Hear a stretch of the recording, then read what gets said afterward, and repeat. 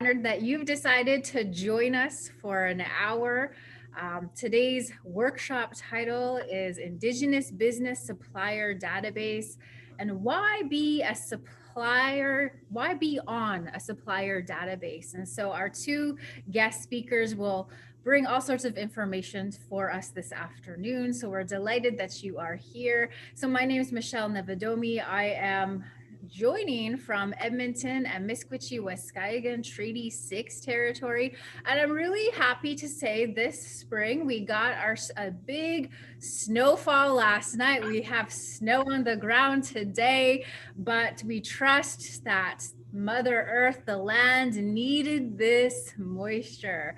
So we just give thanks for the gift of another day, that when that sun rose in the east, wherever you are joining us from, when that sun rose in the east this morning, that was, Creator meeting us for a new day. So here we are. We have a new opportunity to learn, to understand, to grow, perhaps to have some dialogue. There will be an opportunity at the end of this workshop, the end of this presentation, for you to ask any questions, give any comments on this topic. There is a chat box there, so feel free to use the chat box. If there are questions along the way, put them in the chat box and I will be sure to make a note of them, and we definitely will come back to them at the Q&A.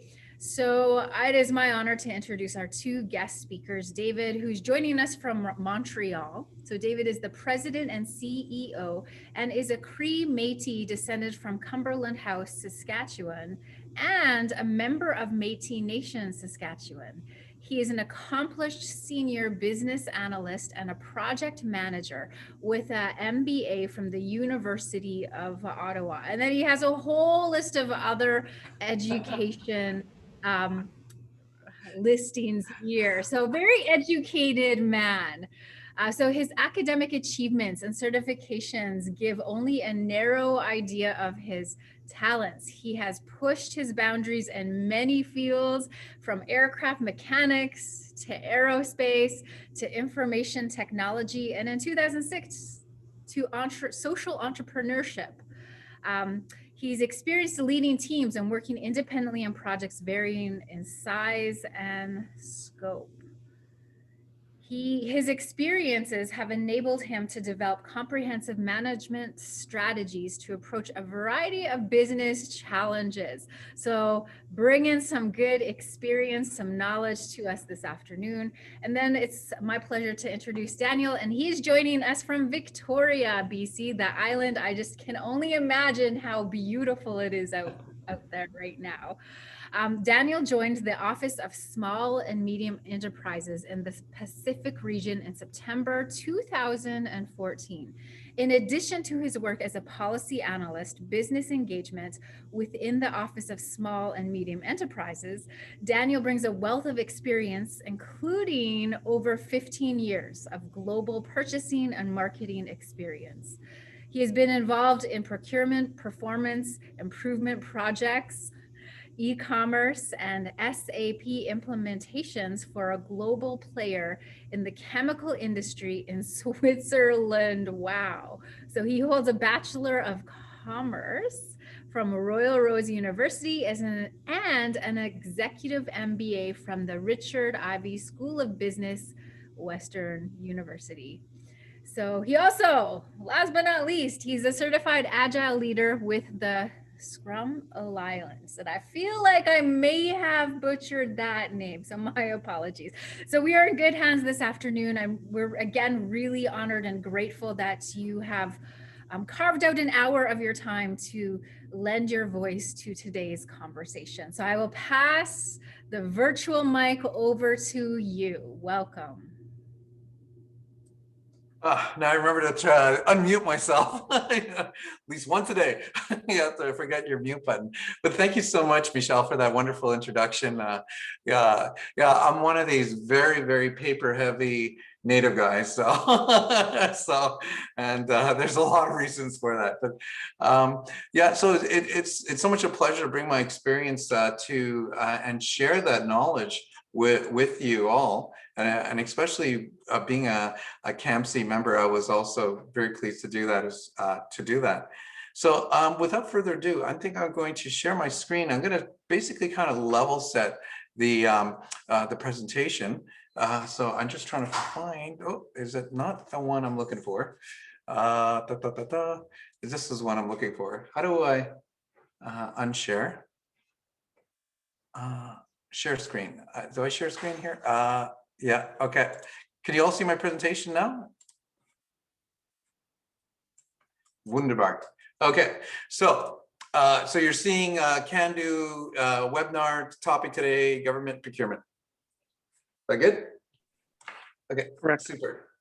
All right, good stuff. Okay, so I want to kind of level set this for you because first of all, I hear a lot of comments from my colleagues, especially Indigenous businesses, that government databases or supplier databases are giant black holes. In other words, I basically put my name into it and then I disappear, you know, and I never hear or get a request for an RFP and so on and so forth. And then the only thing that comes back is basically I'm part of a statistic. I'm an Indigenous business that's with company X, you know, large company, or I'm within government, you know, either the provincial or the municipal or the federal. So that, you know, and I don't know how to get those opportunities.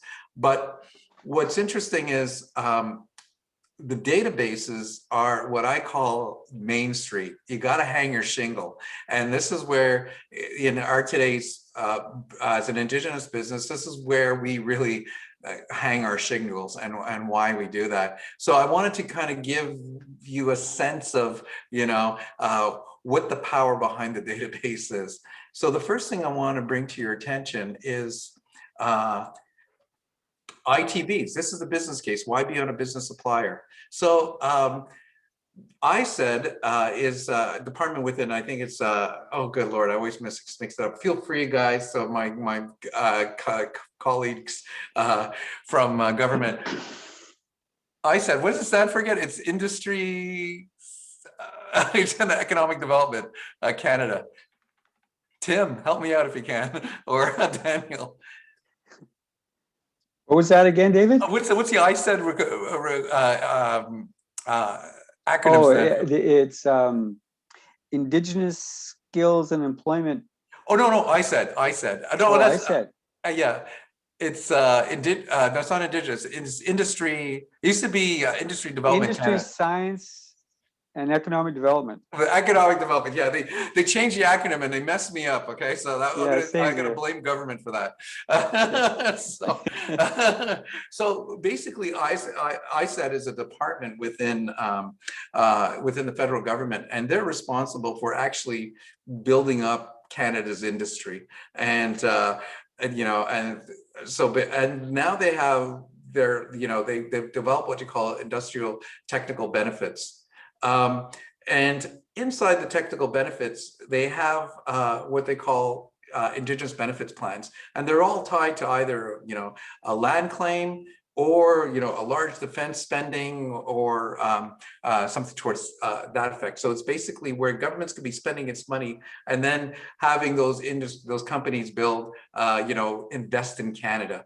And government sets all those, and ISED is really, they do much more than that, but they're basically to support and build Canada's industry.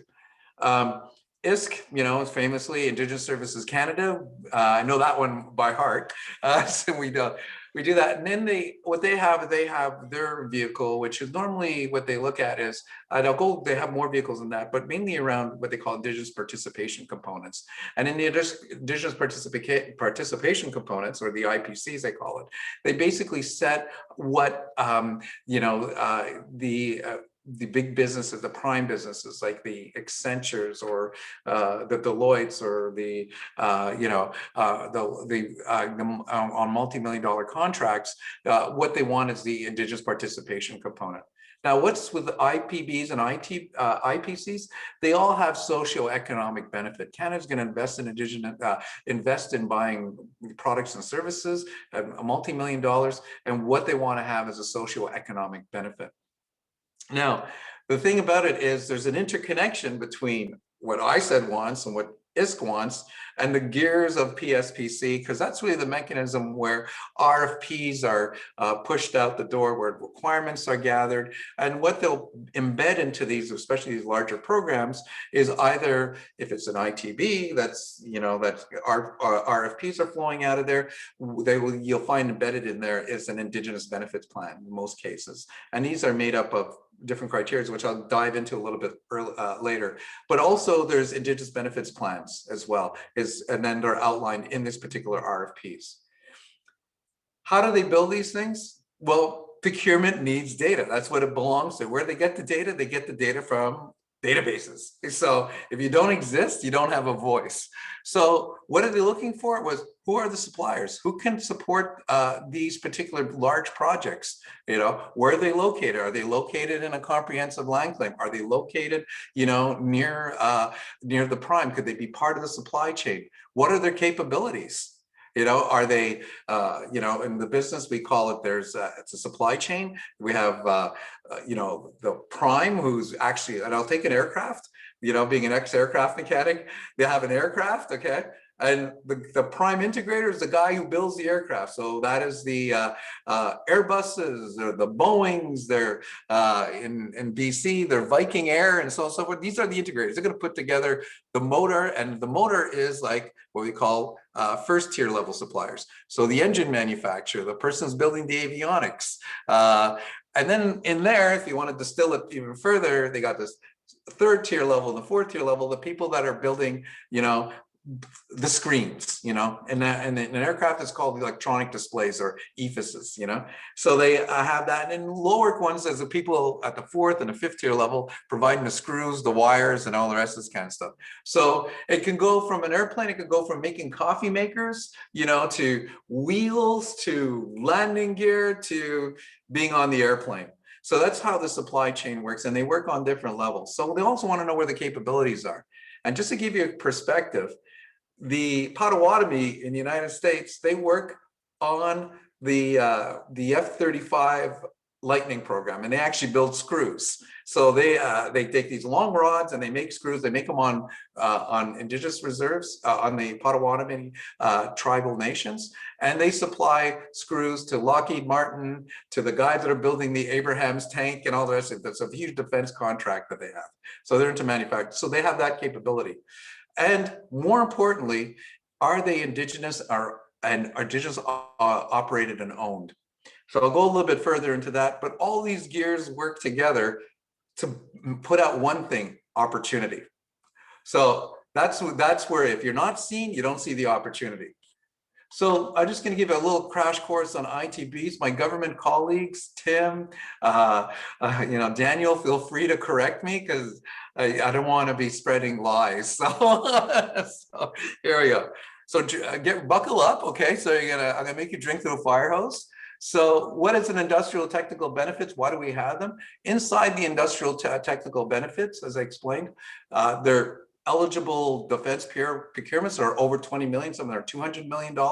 And just to give you a perspective of what's coming down the pipe for defense, I went to an industry day, and I took a snapshot. I was actually of all the programs, from UAVs to ships to different services, and government plans to spend our defense spending plans. I think it was something like 100 billion over the next 10 years. So they're revamping all their equipment. They're building new. They were trying to settle on a new aircraft. They're trying to settle on new programs to change here. That's what they call the FACT program, Future Aircrew Training.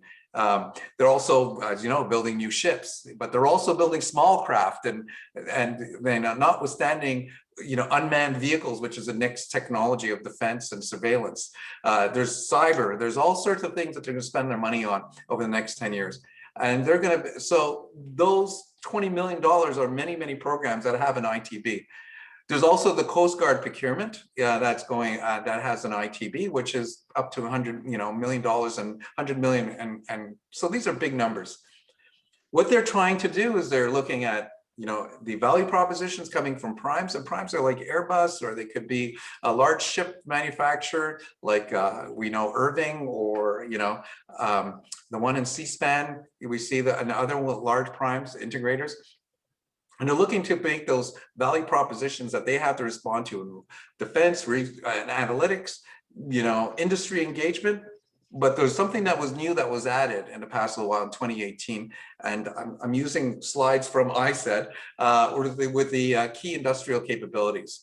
And what it is basically to the nature of the market, building up the specific capabilities, providing high value work opportunities. So it's just not just digging a hole, but they actually want managers, and they want engineers, and they want all sorts of good stuff that Canada needs as it goes into the future. So that one I highlight it because then you'll see where I'm going with this. So there's inside of a value proposition. They have the mandatory rated criteria like any other bid. But the new submissions that ITBs, they have regional benefits, small benefit, export targets, gender and diversity. This is relatively a new category. And it's in the requirements around skills and development. So now within these primes have to zero in on being able to develop an Indigenous benefits plan or a plan that deals with skills and development. This is true with the Future Fighter program. How are we going to create those high skilled jobs for Indigenous people? So they're thinking about internships. They're thinking about all sorts of other vehicles in this sense. In fact, it's more. In fact, it's a future aircrew training program that's going to happen, which is tied to that other program. And in there, they have supplier development. How are you going to bring on Indigenous suppliers onto it? So if you're not visible on the database, they don't know about you. They don't know about your capabilities. That's one of the biggest reasons to be on the database. So another reason, it's a value proposition. This is all public information, by the way. You can find it. I left the link here for you. The link is at the bottom, and I think they're going to, Cando will make this presentation available. So when they're looking at the criteria, so if you're going to zero in on something on the capability, and this is where I think where Indigenous peoples can really respond, the suppliers can respond, and looking at it in terms of weight, they're all weighted scores. There are specific criteria that move that socioeconomic needle, and they have what they call key industrial capabilities, or KICs, they call them, and that's to promote the scoring. And what they do is they add a multiplier. And I'll tell you how a multiplier works. So basically, let's pretend that I'm building the capability of an Indigenous supplier, okay? So I have an Indigenous supplier, so I'm gonna spend $1 million. I'm a prime. I'm gonna spend $1 million on the Indigenous supply chain. So now if I focus on women-owned businesses, let's pretend it's a multiplier. You're gonna indulge Canadian businesses. Now, if I just do Canadian business, there's no multiplier. It's good, But if I do women-owned business, maybe it's a multiplier of 2. So every $1 million I spend is 2 million, But I've invested 1 million. If I spend it on the Indigenous community, I get a multiplier of 3. So it's worth, that $1 million is actually worth $3 million. If I spend it on a woman-owned Indigenous business, I'll get a multiplier of 5. If I spend it on a woman-owned Indigenous business on reserve, that's a multiplier of X amount. So you can see where the business case for a prime like Airbus or C-SPAN or whatever can turn around and say, okay, for every dollar I'm spending, now I have a business case to basically invest in that particular segment of the population or the supply chain for Indigenous businesses. So that's zeroing in on the multiplier. So when you look at it from this, there's 2 areas that really we're zeroing in on when you look at these value propositions is the supply chain. And if you look at the supply chain and the skills development, because right now we're fitting in the 3rd and 4th 4th level. Really what is, we have to develop the strategies to roll it back up to the prime, back to the program. So that's why the visibility becomes more important, especially if you're a certified business, is that they can count that spend and they can roll it up on their scorecard that they report back to ISED, so, and the same thing with the skills and development. Sorry, someone had a question or I heard something? Nope. Oh, okay, we're good. All right, so if you turn around and look at it in terms of, let's say, the reflect the kicks that primarily incentivize Canadian direct workforce, R1, definitely high. R2 is high as well. And if you look, what's really interesting is this is what's being defined. I don't know if they defined it because it's about 2 years old. It's a good question for ISET of what the value or the rank rating they're going to put it. Is it high? Is it low? You know, and this is where Indigenous participation becomes very important in defining that, because our input really helps ISET and government really put a value on it.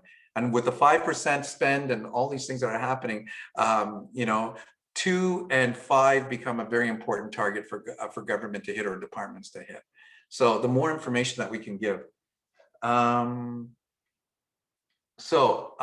at the next slide, again, when we look at it from R2, you know, the value proposition that the primes have to with Canadian suppliers, small, medium-sized business enterprises, industrial capability, if, you know, STEMs or what we call science, technology, engineering, mathematics, I believe, professions being created or jobs, that's high value for government, especially if it's on reserve. If they have a mobility in building new industry or manufacturing. Skills and development, we look at apprenticeship programs, work-related programs.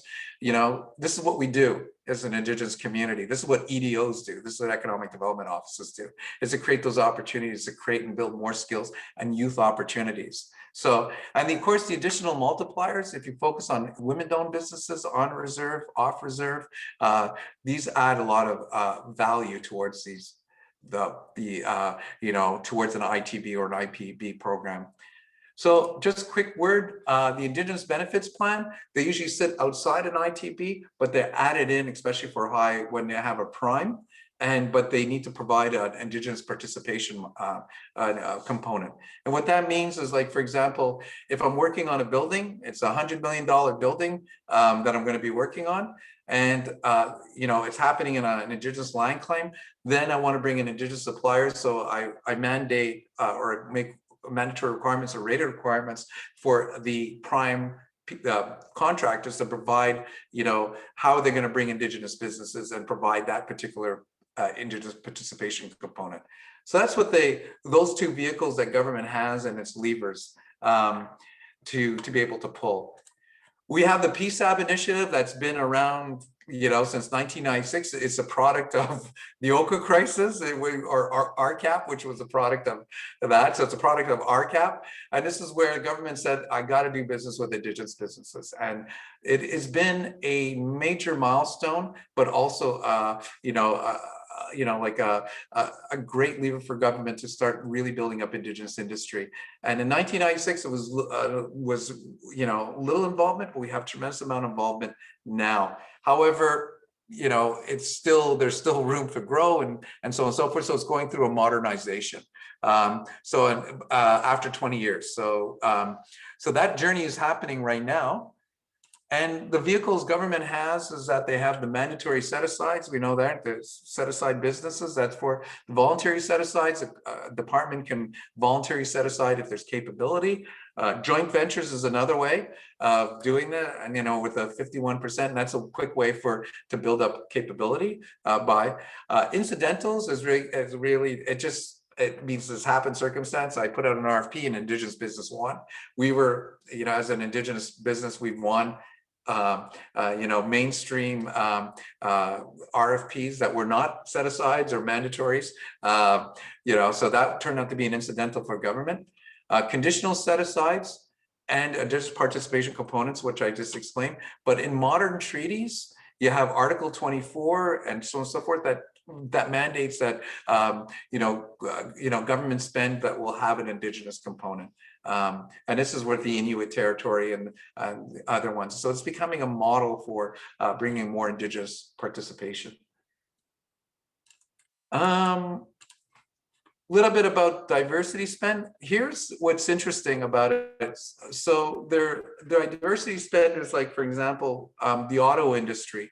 They have a lot of minority suppliers, and so they have their own databases where they identify, you know, women-owned businesses, minority businesses, LGBTQ businesses, that Indigenous businesses.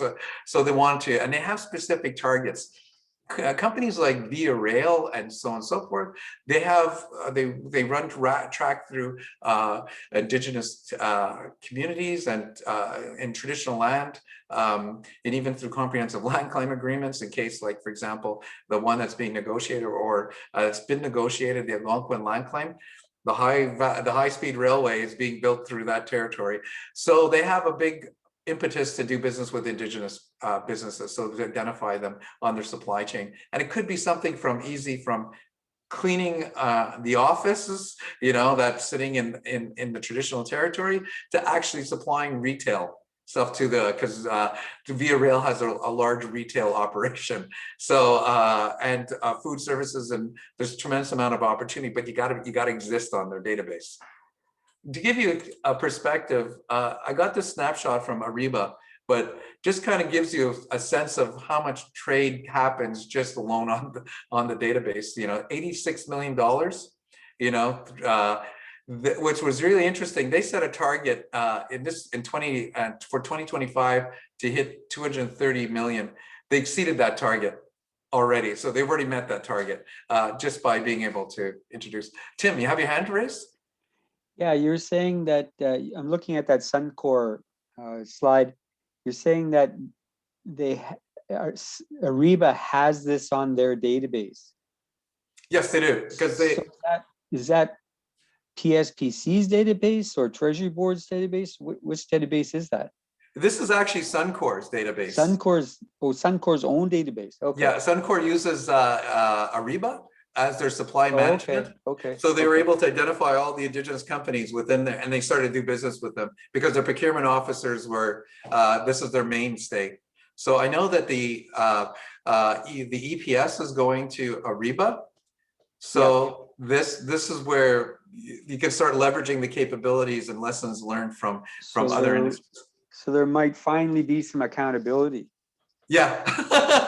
Okay. Because they're measuring it right now. Yeah, exactly. So, that's been one of the big problems. No, absolutely. Measurements.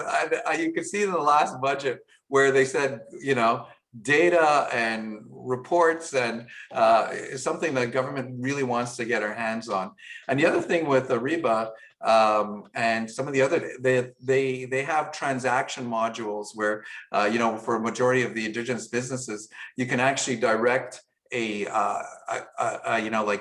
what they call a request for quotation or an RFQ, or directed contract that is less than 40,000 for small business for services, or less than 25,000 for say for products. We don't have to go to competition, but and this is where the procurement officer can actually see, okay, which businesses are available. So another one. I hope I answered your question, Tim. Did I answer? That's great. That's great information. Yeah. So when you look at it from government, I took this from SAS Power. I don't know if they're using Ariba, but being on the database, being able to identify ourselves, so you can turn around and see how much spent, like 259 million. The purchase orders in 2014, there was 593 that were directed at Indigenous businesses. 66 businesses won. And when you look at it from the tribal council, the Métis locals, and they have their EDOs and they're transacting with supply. I want to say a few words about certification. And one of the important things about when you're being as an Indigenous business, you have to certify. And Cando has, we're working on the task force database. So Cando is actually initiating the certification with PSAB. So we're actually, when we do an intake on Cando's database, we push it over to PSAB, and then you end up on the PSAB registry. And if you can do business with government, you have to be a certified business PSAB supplier to do business with the government. Now, in the case of CCAB or other organizations like CAMC, you don't have to be, you just have to be an Indigenous business. If the organization is recognized by procurement, let's say in Royal Bank, RBC or TD, or even Via Rail in the case of a cab certified business. Once they're certified, they trust that the organization has bona fide you as an Indigenous business. And this is important because this is what they report their spend on. So they pull out all their cab businesses, or pull out their CAMC supplier or Cando businesses, and then they see, okay, how much Indigenous spend went to Indigenous businesses within those organizations. So I'll take a little bit, a look at the concierge role, and what we built into it is a concierge. And the concierge is basically, it is what, their role is basically to facilitate a transaction. So they would work very closely with, with the suppliers or other EDO coordinators, or even with other NIOs that have a concierge. They want to understand the capability of the suppliers. They help source. They support the RFP so that the businesses can understand where, how to respond to an RFP. I've been doing this for the task force. And what's really interesting is once an Indigenous business goes through that process and they kind of learn, they don't come back to the concierge. They're actually doing this stuff. They know what kind of questions they can ask the procurement officers. They know when to work with OSME and so on and so forth. One particular business here, I just found this out over the weekend on our task force, is I introduced a few suppliers, I think 20 suppliers that provided different PPE to a Montreal supplier here that did, they do a lot of buying for different companies in Quebec, and they chose 3 businesses to work with, and now they're regularly transacting. I didn't know about it, So, but what was interesting was that initial concierge role supported, those initial transactions, and then they take over and they do their own, and which is what we want to see. So. So supporting the validation, and this is very important, is supporting that validation, because they want to know, and this is what that other company came to, are these Indigenous businesses? And yes, they are on the PSAB list, but they're also on the Cando list, or they belong to CCAB, and we're able to supply that. And those connections and opportunities, and that's the biggest value, is as an Indigenous supplier, you want to make it as easy as possible for you to find an opportunity. And that's where the concierge service will come in and support you. Another one's different considerations in case of PPE is helping government focus in on suppliers, especially the small orders that create those velocities, or we call velocity of transaction, but also, figuring out how they can deliver and who can provide what, where. Now the requirements, this is just sort of standard approach, is that to be an Indigenous business, and certified, you have to be 51% owned. So you really have to show up with your incorporation, show who the shareholders are, your proof of Indigenous heritage, a status card, Métis membership card, an Inuit beneficiary card, Congress of Aboriginal, Congress of, or CAP, Congress of Aboriginal People. If you're non-status, land claim. So there's a number of recognized proof, but you have to have some amount of proof and belong to an organization. You just cannot simply self-declare. In the case when you self-declare and so on and so forth, before PSAP awards you a contract, they do an audit. So they said, we'd love to give you this contract, you've met the requirements and so on and so forth, but you have to show us your status. So you have to be open to be audited before the contract award. So that's the most important. And some companies have lost because they could not prove their status because of self-declaration. So to have that proof in hand and to provide that proof in hand to the organization is pretty key. And then to keep that relative how do you say, updated all the time. That's the important thing. Considerations for the EDO. So that's the capacity, like targets. So when you're thinking about your community, you're going to be working with your employment organization, and then you can be able to turn around and respond to those ITBs. Especially say if there's an Indigenous Participation Component, especially if there's an Indigenous Benefits Plan, those workshops, those supply chains, single ownership, and subcontracting with Indigenous business, how you can create those JVs. Membership, whoops, I scrolled too fast. Membership automatically with the Cando. So a lot of the suppliers that are on right now, they're going to come up for renewal. The Applications need to be approved by Cando and PSAB in this particular process that we have. They're going to show you the database.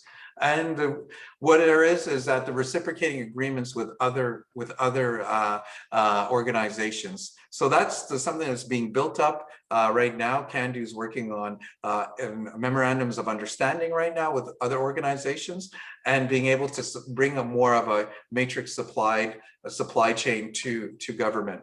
So it's basically being able to aggregate. So how do you get your voices heard as an Indigenous business, and also as an EDO in an organization? You have to participate on industry days. That's the most important key. That's where you get your voice heard. This is when government's listening. And if you identify your capability, you get to shape requirements. And that's what you want to do, is to be able to start getting government to start thinking about how they can bring in the Indigenous community.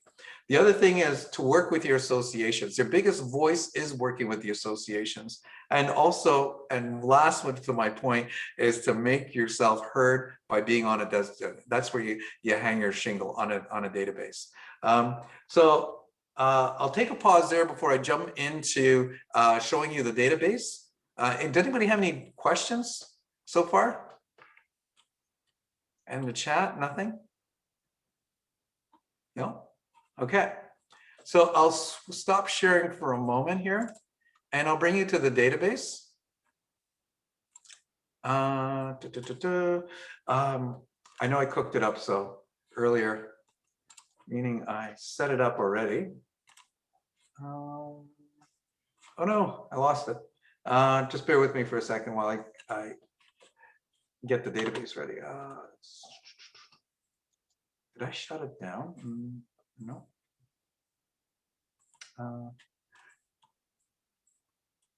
Sorry, I got like 3 screens, and now I lost it. Okay, let me just click on.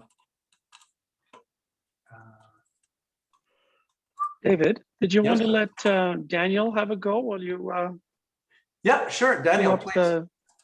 Yeah, I can. Yeah, please, Daniel, please go ahead, and then I'll have this database to set up.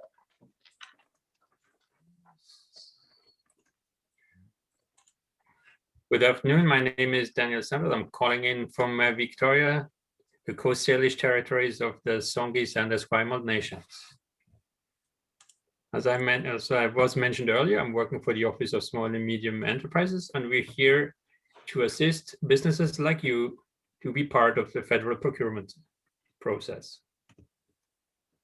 Now we just need to know how to make my. So now I have the same issues as David. Can make my slides move. Let's see if it works this way. Yeah. So we have been created around 10 years ago to assist small and medium enterprises to navigate through the procurement process, which can be cumbersome at times, and also to listen to preoccupations of small and medium enterprises to know what the pain points are and how we can help to reduce barriers within the procurement process. So can anyone participate as a supplier? Yes, you don't need to be a large enterprise. You can be a sole proprietorship, you can be a partnership, you can be a joint venture. There's lots of opportunities to be part of the federal supply chain.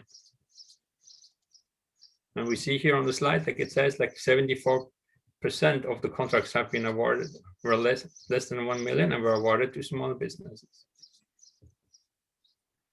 So buy and sell could be one of your best friends, like to navigate the federal procurement process. You will find all the information you need on this website. You will find information on how to get registered as a supplier. When you register as a supplier on that, it's also, like David said, be visible. There's a check mark you can add. Yes, I'm an indigenous business. Please do so that you become more visible to the procurement folks. It's all about becoming visible as a business. You will find information on tenders. You will find when are events happening around Canada. You will find information about industry days. You will find information about webinars, about engagement. You will find contact information on procurement people. You will find all about the new tenders that have been posted today, ones that have been amended, the ones which are active. You will also see what's closing in the next 24 hours. So if you want to participate in those, you need to be in a rush. And then you will see them separated as goods or services related to goods, or even construction, depending on your industry where you're in. On this slide, it will give you a little overview on how to register as a business. Like you would need your HST or GST tax number and the name associated with it to register as a supplier. If you don't have one of those numbers, CRA will give you a number so you can participate in it. It's a two-step registration process. The first step, it's to check that the name and the number attached to it match. And after that, you get into the second part of your registration, where it asks you more details about your enterprise. That's where you can add the goods and services registration number, which the government calls a GSIN number, which is like the SKU numbers. So the government knows what you're supplying, what services or goods you're supplying. And more importantly, it will take how the government can pay you. That's the most important part, and why you need to register in there as well, once you get the contract. Yes, you heard from David that we will be moving to an more electronic procurement. Yes, we will be using SAP Ariba. So SAP Ariba will be the platform, and the interface which you will be participating in is called CanadaBase. That will be the interface where you will be registering yourself in there, and it will gradually replace buy and sell. Right now, it's still everything happens on buy and sell. For the transition period, you will see that tenders are on buy and sell, and then also on CanadaBase. The one difference of CanadaBase and buy and sell is buy and sell, and you can look at everything. You don't need to register.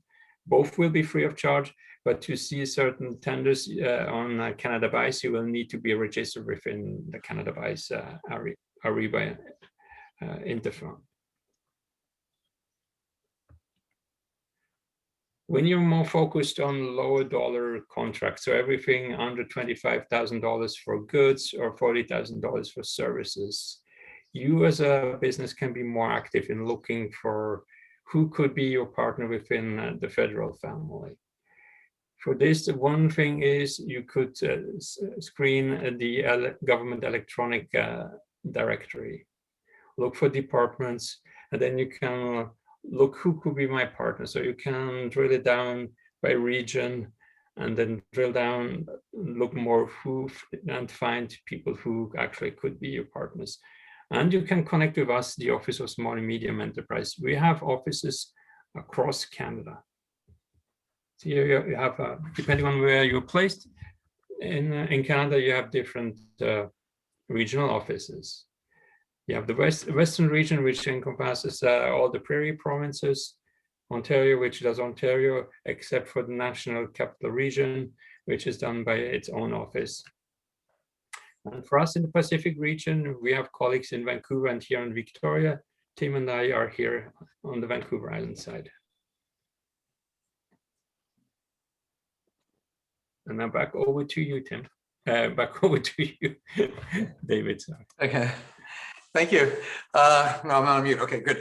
Okay, so thank you so much. Yeah, so this is great. This is important, and that's why it's so important to be not only to be seen as well as heard. So again, the source for a lot of government buyers is that the database, the Indigenous, the PSAP database for government, but also the PSAP database is also used by industry as well. It's open to buyers, and I'll give you case in point.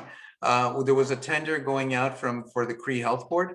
They were looking for negotiators to help them. They went to the PSAP database to find Indigenous suppliers. Because they were aware that database existed.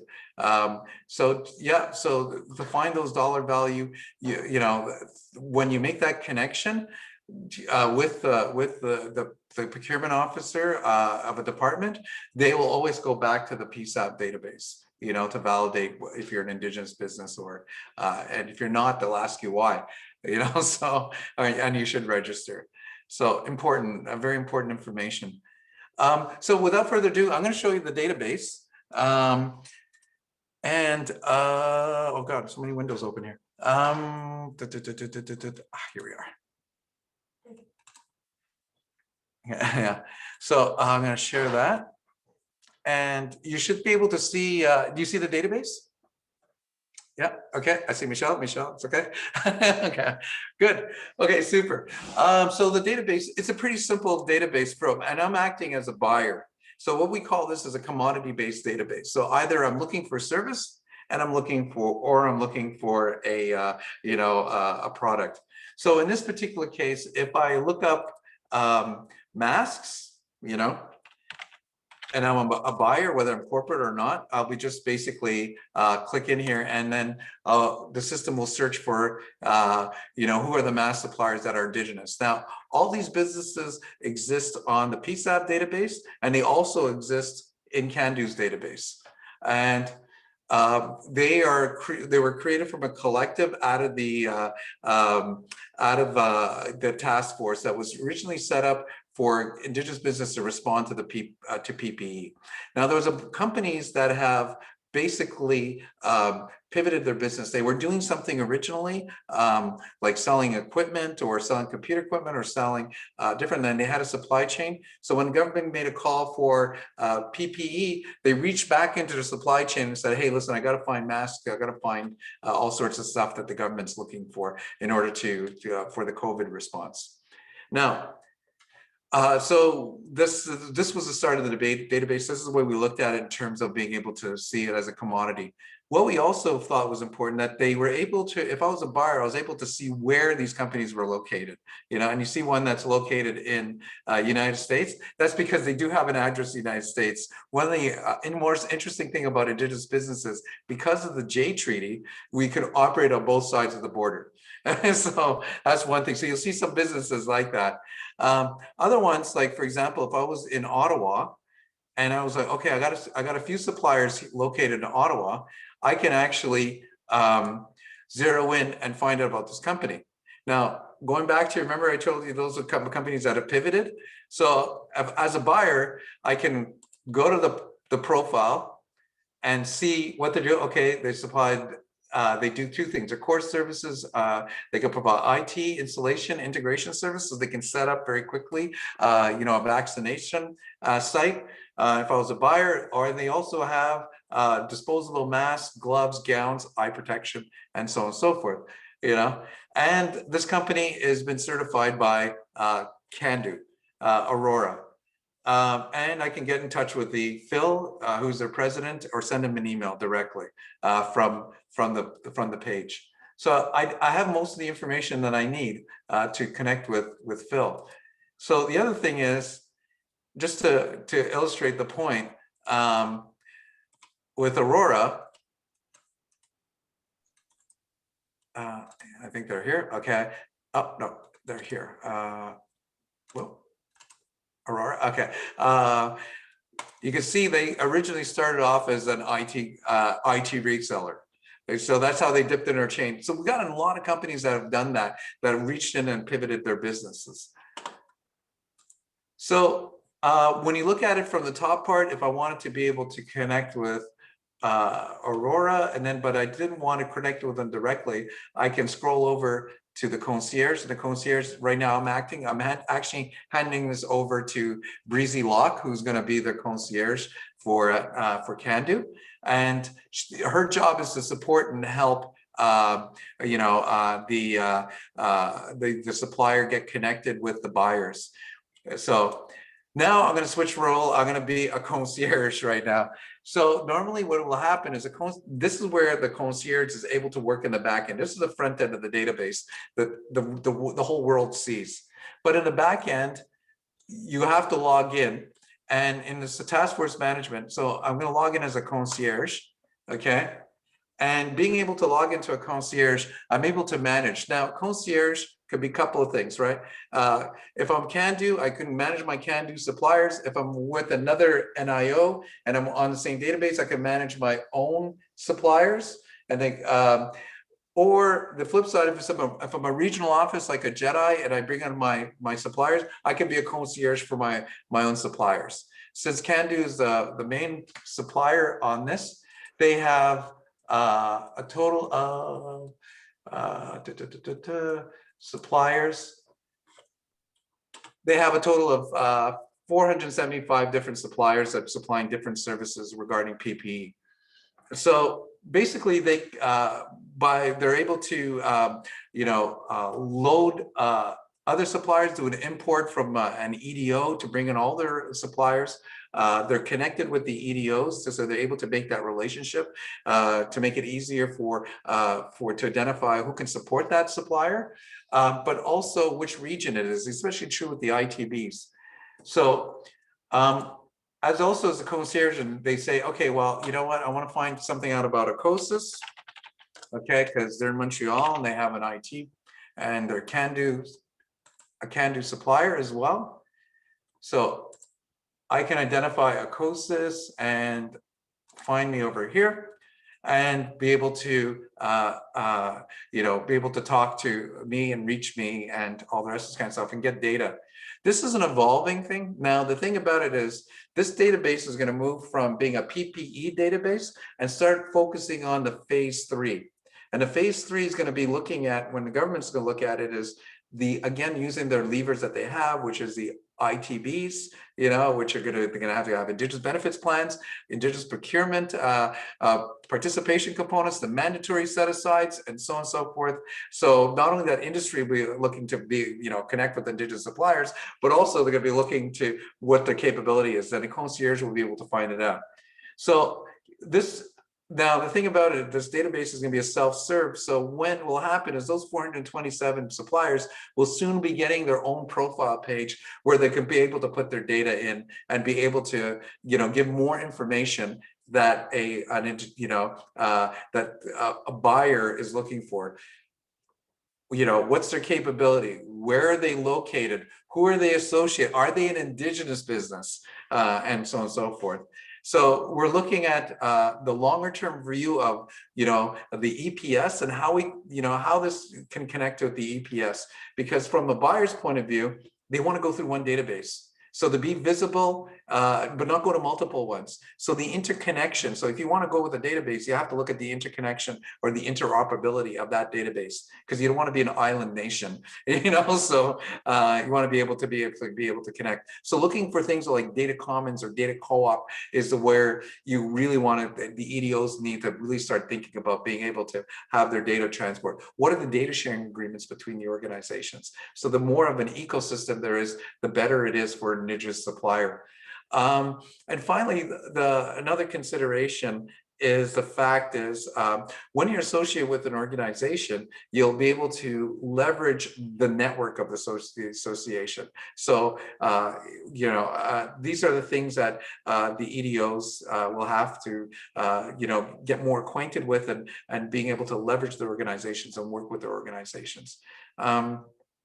One last thought, when I think about this, it's incumbent of the suppliers to keep their data updated, so that kind of thing. So just don't do it once and forget about it, but actually keep on coming back and making sure that your storefront is, it's the same, as simple as this, you're on Main Street, you got to make sure your windows are clean, people can see your product, you're present and your data is all relevant.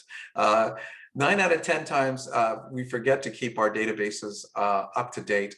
And guilty, I'll say that, but I hired somebody to keep that database going. And the first question I always ask is, are we current? So to do that. But working with the organizations is a good way to be able to make sure that your shingles are highly visible.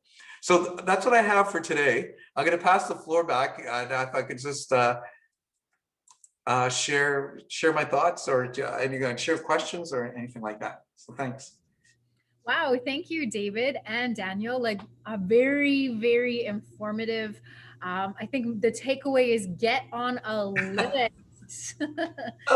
There's tremendous opportunity out there. Just get yourself on that list. So really good information. So we have a couple of moments left. Does anyone have a comment, a question? Tim, I'm not sure if you just raised your hand or if your hand raised. Yeah, no, I did. I was just going back to Aurora Solutions, David. They list a number of things that they sell. Do they manufacture those, or do they retail them? That's a good question. In the case of Aurora, they retail. So, okay.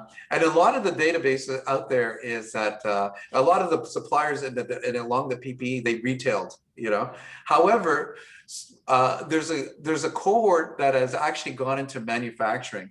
And I'll give you a case in point. There's a Ganawage distillery here. They were actually making vodka.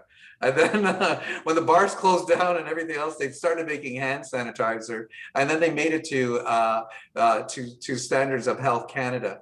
And there was a few other ones that were into making cosmetics, and they started making hand sanitizer. And now they're keeping their lines, And there's other one, I can't remember the name of this company right at the top. They're First Nations Procurement, I think. They teamed up with Dentex at the time, and they started building manufacturing for masks and other PPE. So there are manufacturers out there. What would be really interesting is if the suppliers are the ones that have, instead of going to China, they actually went to the indigenous manufacturers as their first choice. That's where I was going with that. That's where I was going with my question. I mean, that would be so cool to have them linked through the database as well. Yeah, I mean, absolutely. The concierge service could link those two, or they could do it themselves if they understood how to connect on the database, right? Oh yeah, absolutely. If I said to the manufacturers, go to the database, look up hand sanitizer and see who's selling hand sanitizer. There's 74 companies that you can sell hand sanitizer to, or masks, or perfect. Or yeah. So what's interesting is that for the manufacturers, that I created that distribution channel easily by leveraging. But what was really interesting was, and this is where it becomes a bit of a mind shift with the Indigenous community. Because what they looked at it is that they turned around and said, well, I don't want them to cut into my government market, So I was there like telling them, no, you want that because you want to leverage all of those points of contact. You're just one person versus, having 74 of them apply, win the bid. So when he thought about it for a second, he goes, yeah, you're right. Then I would change my price point and make it as competitive as if I was, or try to change my price point to make it as competitive as possible to compete against China. And the other flip side of it, one of the big lessons learned out of the PPE was the fact that Canada needed strategic resources or strategic supply chain. PPE was one of those ones. So they learned, they learned through the 3M masks that, when Trump said America first, and then realizing that, hey, wait a second, all that pulp comes from BC to make the 3M masks. So Cando was going, well, maybe you can find any trees. Canada needs them first, but we didn't have no manufacturing, for masks, so that's one thing. And this is where the Indigenous community can come out and say, well, is there an opportunity for me to start a manufacturing chain? It's not going to take much, With those industrial parks that we have the greatest resource we have is land and people, And right now we have a willing government. who's looking at IPCs, ITVs, Indigenous Participation Components as a way of bringing economic reconciliation. So it's the perfect mix right now that I think, if I was, as an Indigenous supplier, would I'll be focusing in on, you know, if I was an EDO or a supplier. And I think this government wants to increase manufacture across the board in Canada. So there's a huge opportunity there as well. So We ran a session a couple weeks ago with the Canadian Manufacturing Association. This is where Cando or the EDOs could get together with the Canadian Manufacturing Association and say, hey, listen, we're really interested in opening manufacturing. We want to meet with established manufacturers, you know, that we have leverages, you know, if a band council wants, they can loan land for 5 years for $1 each year, and then to set up a plant.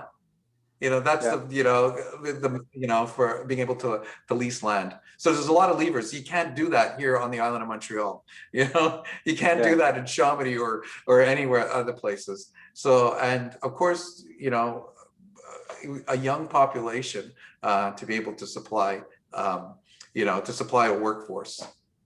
Yeah. Great work. Yeah. All right.